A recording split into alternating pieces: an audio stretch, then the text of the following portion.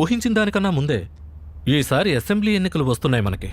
అశోక్, నీ నియోజకవర్గంలో ఇక మీదట జరిగే అన్ని పార్టీ మీటింగుల్లో నువ్వు నీ భార్య తప్పకుండా పాల్గొనాలి.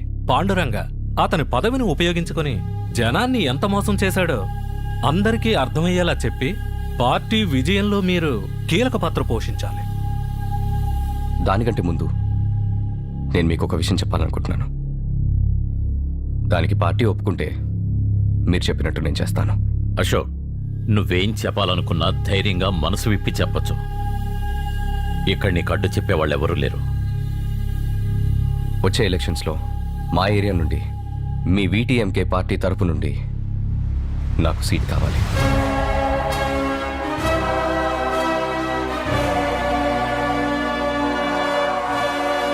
ఈ విషయం ముందు కరుణాకర్ గారికి చెప్పాలనుకున్నాను, కుదరలేదు. అందుకే ఇక్కడ చెప్తున్నాను. నిన్నగాక మొన్న వచ్చినోడికి సీట్ ఇచ్చేస్తారా? అలా అయితే ఇన్ని సంవత్సరాలు పార్టీ నమ్ముకొని ఉన్నవాళ్ళు ఏమైపోవాలి? ఇటు చూడు తమ్ముడు, ఈ పార్టీ కొన్ని సిద్ధాంతాలు ఉన్నాయి, అర్థమైందా? పాండురంగకి ఎన్నికల్లో పోటీ చేయడానికి ఖచ్చితంగా సీట్ ఇవ్వరు. దానికి ముఖ్య కారణం నేనే అని ఇక్కడ ప్రతి ఒక్కరికి తెలుసు.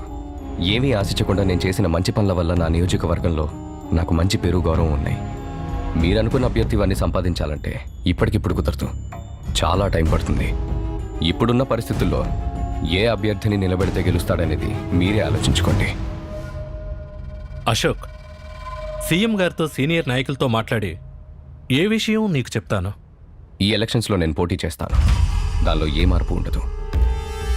అది మీ పార్టీ తరపునో మరి ఏ పార్టీ తరపునో అది మీరే నిర్ణయించుకోండి.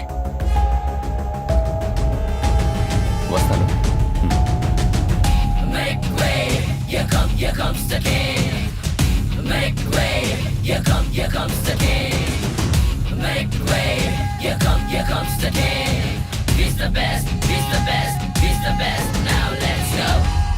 ఈసారి ఎలక్షన్లో సీట్ ఇవ్వడం పార్టీ పెద్దలకు ఏమాత్రం ఇష్టం లేదు కరుణ.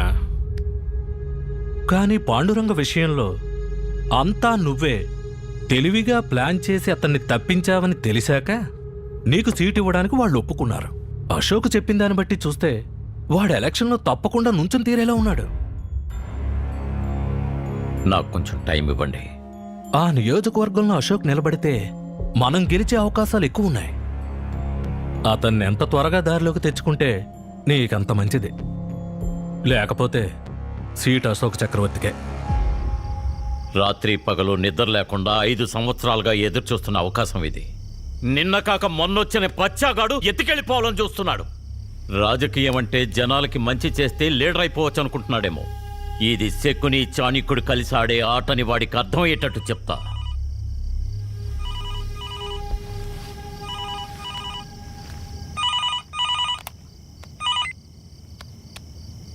హలో, ఉన్నారన్నయ్య? నేను బాగున్నానన్నయ్య. మీరెలా ఉన్నారన్నయ్య? వదిన బాగానే ఉంది కదా? ఇదిగో ఇస్తున్నానన్నయ్య.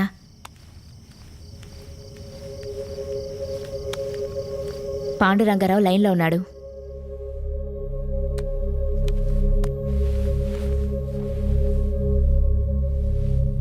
చెప్పండి పాండు. సరే, వస్తా. ఏంటంట? ముఖ్యమైన విషయం మాట్లాడాలి, వెంటనే రమ్మంటున్నాడు.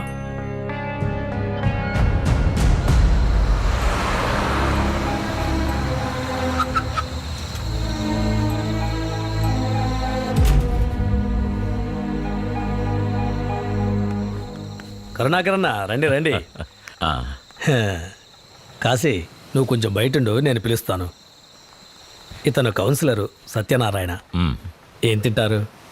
నేను తినొచ్చాను కానీ ఏంటి విషయం అంత సడన్గా రమ్మన్నారు? కూర్చో సతీ. జరిగిందంతా నేను విన్నాను. ఇంతకాలం ఆ అశోక్ గాడి వెనకాల మీరున్నారనుకుని వాణ్ణి ఏమీ చేయకుండా నేను వదిలేశాను. వాడికి పాలు పోసి పెంచడమే నేను చేసిన పెద్ద తప్పు. ఇప్పటికీ పెద్ద మించిపోలేదు. నేను మీకు ఒక ఐడియా చెప్తాను. దానికి మీరు ఒప్పుకున్నారంటే మీరే మాకు కాబోయే ఎమ్మెల్యే. ఏమంటారు? అర్థమయ్యేలా చెప్పండి. మీరు మీ పార్టీ ఆఫీసులో మాట్లాడి అశోక్ చక్రవర్తికి ఆ సీటు వచ్చేలా చేయండి. వాడు ఎలక్షన్స్లో గెలవటానికి మీరు నిజంగా పనిచేస్తున్నట్టు నటించండి. ఎలక్షన్స్కు ముందే వాణ్ణి నేను లేపేస్తాను. మీరు చేయాల్సిందల్లా వాడు చచ్చిన తర్వాత ఆ ఎమ్మెల్యే సీటు మీ చేతికొచ్చేలా చేసుకోవటమే. నన్ను ఎమ్మెల్యేని చేయడం మీ లక్ష్యం కాదని నాకు బాగా తెలుసు. మీకేం కావాలో చెప్పండి. ఈ రాజకీయ వ్యాపారంలో రెండు వైపులా లాభం ఉండాలన్నదే నా క్యాలిక్యులేషన్. నేను కోరుకునేదేమిటంటే నా మీదున్న కేసులన్నీ పోవాలి. అంటే ముఖ్య సాక్షి అయిన త్యాగి చావాలి. త్యాగి ఎప్పుడు ఎక్కడికి రావాలో చెప్పండి, నేను పంపిస్తాను.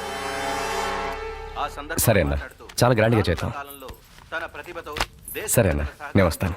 అమెరికా పూర్వ వైభవాన్ని తిరిగి తీసుకొచ్చి ప్రపంచాన్నే శాసించే దేశంగా తయారు చేస్తానని ఉద్ఘాటించారు. నాకు ఎమ్మెల్యే సీట్ కన్ఫర్మ్ అయింది. వచ్చే 24వ తేదీన పార్టీ మీటింగ్లో అఫీషియల్గా అనౌన్స్ చేస్తా అన్నారు.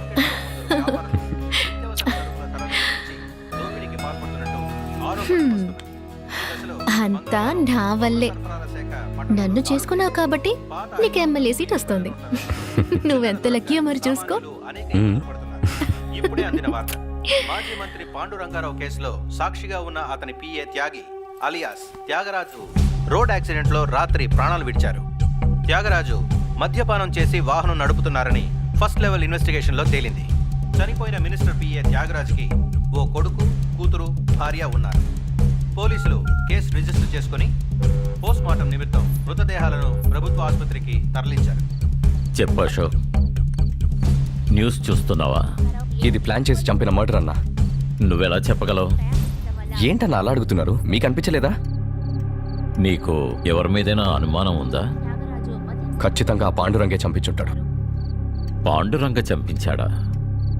ఏ, దీంట్లో నీ హ్యాండ్ లేదా? నేనింతకు ముందే నీకు ఎన్నోసార్లు చెప్పాను, నీకు పాండురంగకి మధ్య ఉన్న గొడవల్లోకి త్యాగరాజుని లాగద్దు అని. కానీ నువ్వు వినలేదు. ఇప్పుడు మీరేం చెప్పాలనుకుంటున్నారు? ఒక విధంగా చూస్తే నీ ప్లాన్ కొప్పుకున్న నేను కూడా త్యాగరాజు హత్యకి కారకుణ్ణి.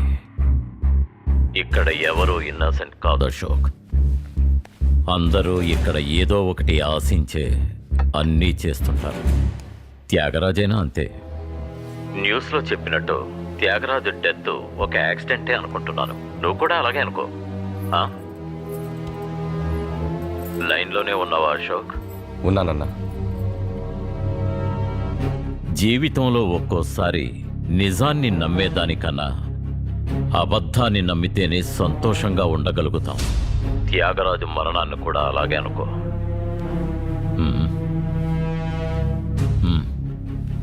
అది సరే, పార్టీ ఆఫీస్ నుంచి నీకేమైనా ఫోన్ వచ్చిందా? వచ్చిందన్నా. వచ్చే 24వ తేదీ అభ్యర్థిని అనౌన్స్ చేస్తా అన్నారు. మీటింగ్ చాలా గ్రాండ్గా చేస్తా ఉన్నారు. అశోక్, ఇక మీదట నువ్వు ఏది ఆలోచించినా సరే ఎలక్షన్స్ గురించి ఆలోచించాలి.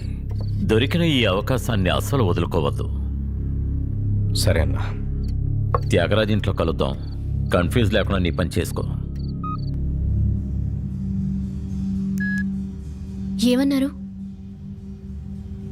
అతని మాటలోనే ఏదో తేడా ఉంది. త్యాగి చావుకి నేనే కారణం అన్నట్టు మాట్లాడుతున్నాడు. అతని మాటలో ఏమాత్రం బాధ కనిపించలేదు.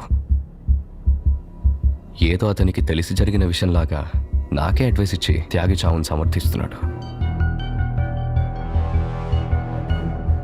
ఏంటి ఆలోచిస్తున్నావు? త్యాగరాజ్ ఎక్కడున్నాడన్న విషయం నాకు కరుణాకర్కి మాత్రమే తెలుసు. వేరే ఇంకెవ్వరికి తెలీదు.